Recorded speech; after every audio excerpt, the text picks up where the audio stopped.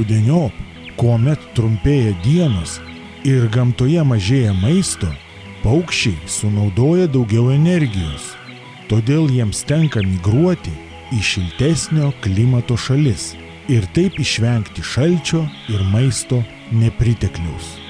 Nors daug paukščių išskrenda, kai kurios rūšys yra sėslios ir žiemoti pasilieka Lietuvoje. Tokiems paukščiams visuomet praverčia jūsų, vaikučiai, daromos lesyklėlės, kur jie gali rasti maisto.